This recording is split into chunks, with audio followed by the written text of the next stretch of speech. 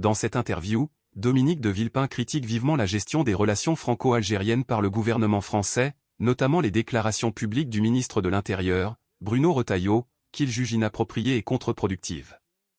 Villepin souligne que la diplomatie doit se faire avec discrétion et fermeté, et non par des déclarations médiatiques qui risquent d'envenimer les tensions.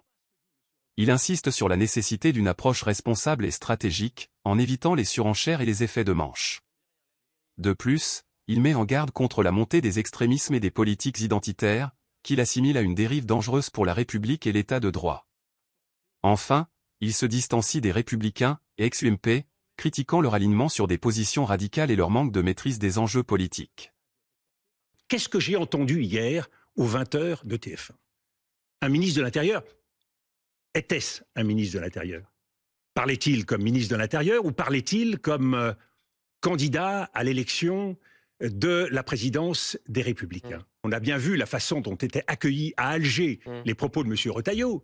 C'est pas ce que dit M. Retailleau qui peut infléchir la position des Algériens. Donc on courbe l'échine. Non. On ne dit rien. L'Algérie insulte la France. Si, j'essaie d'écouter, mais ce que je vous dis, trouve ça étonnant de disculper de cette manière le régime d'Alger. S'il y a un message à porter à l'Algérie, et un message de fermeté, mais en même temps qui permet de faire avancer des solutions. Ce message doit être porté par le président de la République et le ministre des Affaires étrangères. En l'occurrence, M. Retailleau n'est pas placé, il n'est pas dans la fonction qui est, dans la responsabilité qui est la sienne pour faire cela. Nous ne sommes pas une république bananière. Il y a des responsables. Les responsables, ils doivent assumer leurs responsabilités. Si on n'a pas de levier... Non, mais c'est un levier. Vous, croyez-vous, M. Duhamel, que c'est un levier? Parce que vous avez le clavier des petits châtiments et vous croyez que l'Algérie va modifier son comportement parce que vous aurez dénoncé tel accord économique, parce que vous aurez dénoncé les visas. Alors qu'est-ce qu'on fait? Mais c'est bien, mais M. Duhamel, c'est là où je veux en arriver. Parce que ce que je veux vous expliquer, c'est que la surenchère du durcissement ne réglera rien. C'est l'expérience diplomatique. C'est 40 ans d'expérience diplomatique qui me font parler comme ça. Ce n'est pas en jouant le bras de fer que vous y arriverez. Donc que faut-il faire? Et en tout cas, ce n'est pas sur la scène publique et aux 20h de TF1 qu'il faut le faire. Donc là, je trouve qu'il y a une forme d'amateurisme et j'estime que le gouvernement dirigé par M. Bayrou doit un minimum faire le travail qui est le sien en liaison avec le président de la République. Donc, que l'on travaille sérieusement, que l'on décide une politique et que l'on mette en œuvre cette politique. Ce que je dis, moi, c'est que nous avons un problème avec l'Algérie qui est un problème global. Il n'est pas, ce problème avec l'Algérie, uniquement sur les OQTF et le retour des immigrants en situation illégale. C'est un problème beaucoup plus vaste. Qui parlera à l'Algérie le jour où il faudra renouer avec l'Algérie, monsieur Duhamel? Donc, c'est trop facile. Aujourd'hui, évidemment, je vais vous dire, mais bien sûr, quelle honte, c'est dramatique, regardez, ils détiennent Boualem Sansal, c'est facile, c'est très facile, ça ne fait pas avancer le schmilblick. Monsieur Duhamel, la responsabilité politique, ce n'est pas d'aller dans le sens du vent, ce n'est pas de surenchérir, ce n'est pas de choisir la facilité, et ce n'est pas d'aller de micro en micro alors qu'il faut tenir le manche de la République. C'est ça. C'est intéressant ce que vous dites. Vous accusez effectivement Bruno Retailleau, les autres d'amateurisme. Je suis étonné d'une chose. On vous a entendu, quand vous étiez en responsabilité, dire les choses haut et fort, notamment en matière de diplomatie, on y viendra tout à l'heure. Et là, avec l'Algérie, au fond, ce que vous prônez, ce que vous défendez, c'est ne rien dire. Ne rien dire parce que cela risquerait de les mais je ne dis pas du tout de ne rien dire. Au fond, il faut que tout se fasse dans la coulisse. Le rapport de force dans la diplomatie est quelque chose qui n'existe pas, qui ne peut jamais marcher? Mais absolument pas. Mais il marche de façon efficace quand ce rapport de force est utilisé de façon adaptée. Rappelez-vous la crise avec les États-Unis que nous avons connue en 2003. Vous m'avez vu insulter Colin Powell. Vous avez vu Jacques Chirac insister George Bush. Vous nous avez vu élever le ton et agonir d'injures comme les Américains l'ont fait. Vous ne trouverez pas... Élever le ton en 2003 contre l'intervention des États-Unis en Irak. Vous ne trouverez pas un mot au-dessus de l'autre de la diplomatie française en 2003 contre les États-Unis. Parce que ça n'aurait servi à rien, encore plus. Donc, vis-à-vis de l'Algérie aujourd'hui, il s'agit de renouer un fil. Il s'agit de retrouver un terrain.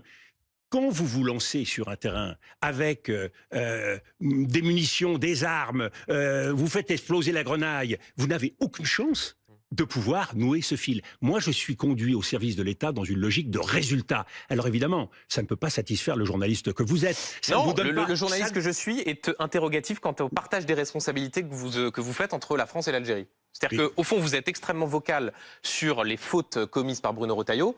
Quant à la responsabilité du régime d'Alger, du président algérien Abdelmajid Tebboune, je vous entends un peu moins, mais monsieur Diamel, peut-être que je suis sourd d'une oreille ou... Quand vous reprenez l'historique de cette relation, ouais. et que vous cherchez à comprendre comment on en est arrivé là, le différend, la raison du contentieux entre la France et l'Algérie, il tient aujourd'hui, cette raison, elle tient à l'affaire du Sahara occidental et la reconnaissance de la marocanité du Sahara occidental avec ce que les Algériens considèrent comme peu de précautions. Pardon, mais avant la reconnaissance du Sahara occidental, les relations étaient exécrables et Alger ne délivrait pas davantage de laissez-passer consulaires. Oui, comme beaucoup d'autres pays de cette région. Mais très bien, mais donc c'est pas cet événement-là. Mais c'est là où les choses se sont cristallisées. Oui. Nous sommes dans une relation tendue. Le fait aujourd'hui d'arriver dans une négociation qui doit avoir lieu avec l'Algérie, en renvoyant l'ensemble de la responsabilité à l'Algérie, ne vous fera pas avancer d'un iota. Vous voyez, beaucoup de gens se soulagent dans ces situations, estiment qu'il est bon d'insulter l'adversaire, qu'il est bon de considérer qu'on a raison à 100%. Non, mais dire par exemple, Dominique de Villepin, les visas longue durée, notamment pour les dirigeants algériens, eh ben, on s'en sert comme d'une façon d'essayer d'obtenir des laissez-passer consulaires. Ça, c'est pas de l'insulte. C'est pas de l'insulte. Mais si je vais le faire avec l'Algérie, je vais pas aller le dire aujourd'hui sur ce plateau. Ouais. Je le ferai. Je n'ai pas besoin de le clamer. Voyez-vous, le drame, monsieur Duhamel, c'est que vous confondez deux choses. La politique étrangère, ce n'est pas la politique intérieure. Et quand vous faites, et c'est ce qu'oublie monsieur Retailleau, quand vous faites de la politique intérieure avec la politique étrangère, c'est-à-dire quand vous utilisez les mots que vous souhaiteriez que j'utilise ce soir, et que je ne fais pas par mesure, comme sur beaucoup d'autres sujets, eh bien, vous... Mais comme vous n'êtes pas aux affaires, on pourrait attendre peut-être davantage de franchise sur ce sujet. Non, mais c'est justement, ma franchise à moi, c'est d'assumer de vous dire que vous n'irez que dans une impasse en pratiquant cette politique de la terre brûlée politique. Et c'est pour cela que l'offensive qui se fait en Europe, c'est une offensive contre l'état de droit. Quand l'Amérique s'en prend à la liberté d'expression en Europe, au Royaume-Uni, en Allemagne, un peu partout dans les pays européens, on voit bien que ce qu'ils défendent, c'est la possibilité de pratiquer une sorte d'illimitisme. Il n'y a plus de limites, il n'y a plus de règles, parce que cela permet à la toute-puissance américaine de prendre la place, de prendre le contrôle. Et voyez-vous, c'est tout ce qui me gêne aujourd'hui dans le risque pour notre propre pays. C'est que cette contagion de la doctrine Trump, d'une pratique du pouvoir qui ne connaît plus de limites. Ce qui me gêne dans ce qui se déchaîne dans notre pays depuis déjà maintenant plusieurs années, c'est que peu à peu on voit renier cet édifice.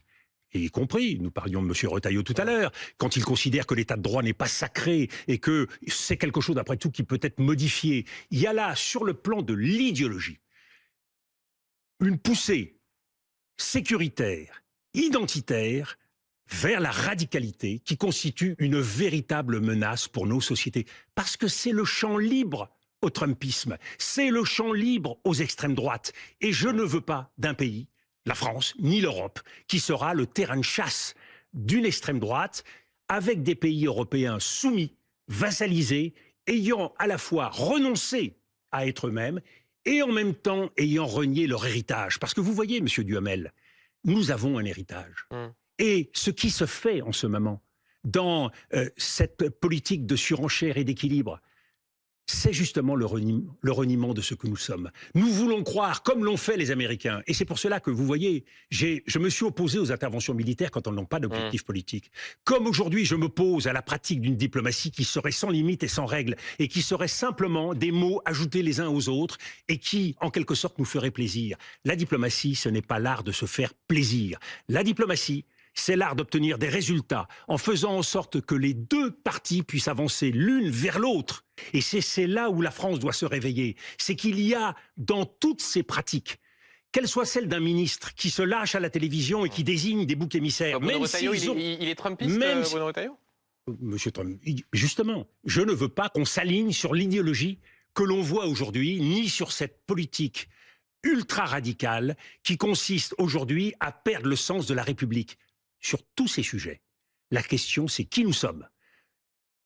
Dans quelle mesure la République, aujourd'hui, nous oblige à des actions responsables, à des paroles responsables, à rechercher des solutions plutôt que des effets de manche.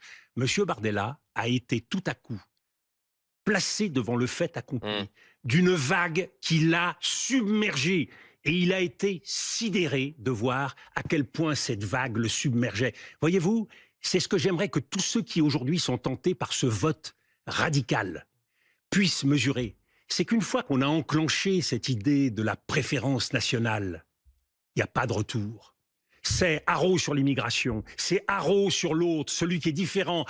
On établira des classifications de Français binationaux, un peu moins binationales. Nous rentrerons dans cette logique Autant de sujets, Dominique de Villepin, qui sont aujourd'hui portés par vos anciens camarades, ceux avec qui vous avez gouverné et les partis auxquels vous avez appartenu. Non.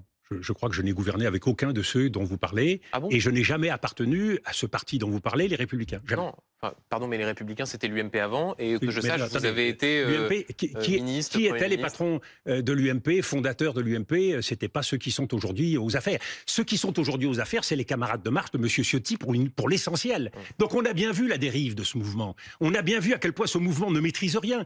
Parce qu'il court après...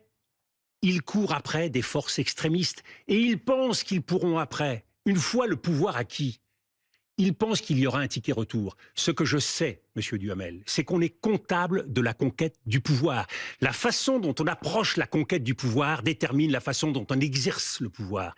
Et aujourd'hui, il ne faut plus séparer la conquête et l'exercice. Il faut faire preuve de responsabilité, qu'on soit dans l'opposition, qu'on soit au pouvoir. Vous me demandez de prononcer des mots qui ne sont pas les miens, je ne le ferai pas. Et c'est votre droit, et je le constate. Parce que mes convictions ne sont pas négociables et parce que je sais que ces mots en entraînent d'autres et que ces mots sont des armes utilisées par certains pour régler des comptes. Et ça, je ne peux pas l'admettre.